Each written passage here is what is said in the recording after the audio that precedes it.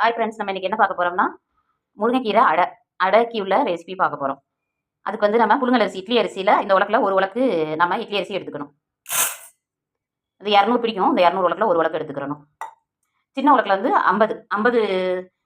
50 பருப்பு இருக்கிற மாதிரி துவரம் பருப்பு எடுத்துக்கிறணும்.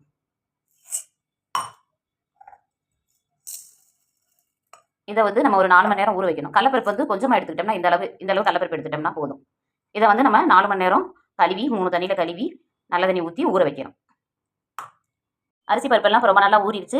அதுக்கு தேவையான அதோடு சேர்ந்து அரைக்க வேண்டிய பொருள்கள்லாம் என்னென்னங்கிறத பார்ப்போம்.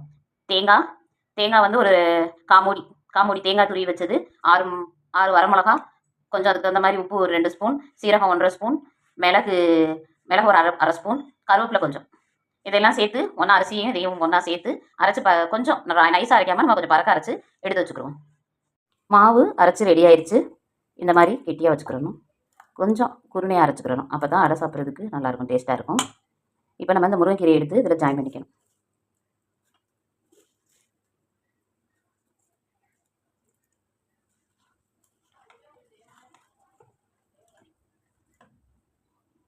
தோசைக்கல் சூடாயிருச்சு. இப்போ நம்ம அடை ஊற்றுவோம்.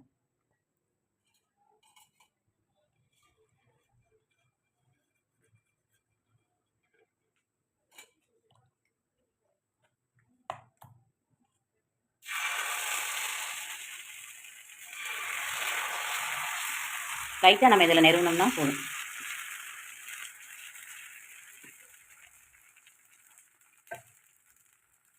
இப்போ நம்ம தோசை வெந்துக்கிட்டு இருக்க வரைக்கும் நம்ம அதுக்கு சைடிஷ் ரெடி பண்ணுவோம்.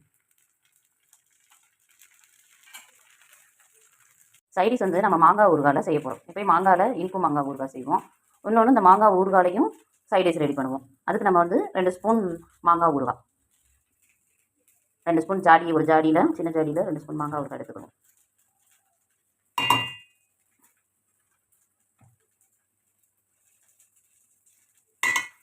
இதோட நம்ம இப்போ தயிரை மிக்ஸ் பண்ணிக்குவோம். தயிர் வந்து ஒரு 3 ஸ்பூன், கொஞ்சம் லிக்விடாக புளிப்பு இல்லாத தயிராக ஊற்றிக்கிறணும். ஊற்றிட்டு அதை நம்ம நல்லா நைஸாக ஜாடியில் வந்து நைஸாக அரைச்சிக்கிறணும். தோசை இப்போ வந்து வெந்துருச்சு. நம்ம அதை திருப்பி போட்டுக்கிறோம். திருப்பி போட்டோம்னா நம்ம கொஞ்சம் நேரம் ஒரு 5 மினிட்ஸ் வந்து சிம்மில் வச்சுக்கணும். அப்போ தான் அது நல்லா உள்ள வேகும். தோசை இப்போ நல்லா வெந்துருச்சு. 2 சைடும் இந்த மாதிரி வேகணும். கொஞ்சம் அவசரமாக தோசை சுடணும் அப்படின்னா கொஞ்சம் ஃபுல்லில் வச்சு இது பண்ணிக்கலாம், தோசையை சுட்டுக்கலாம். இப்போ தோசை நல்லா வெந்துருச்சு. இப்போ தோசைக்கு சைடிஷ் செஞ்சோம்ல மாங்காய் ஊறுகாய், அது இந்த அளவுக்கு நல்லா அரைப்பட்டுருக்கணும். ஒரு 2 சுற்று போட்டால் போகிற இந்த அளவுக்கு அரைச்சிடும். இதை நம்ம வச்சு சைடிஷாக சாப்பிட்றப்ப ரொம்ப டேஸ்ட்டாக இருக்கும். செஞ்சு பாருங்கள், ரொம்ப நல்லாயிருக்கும்.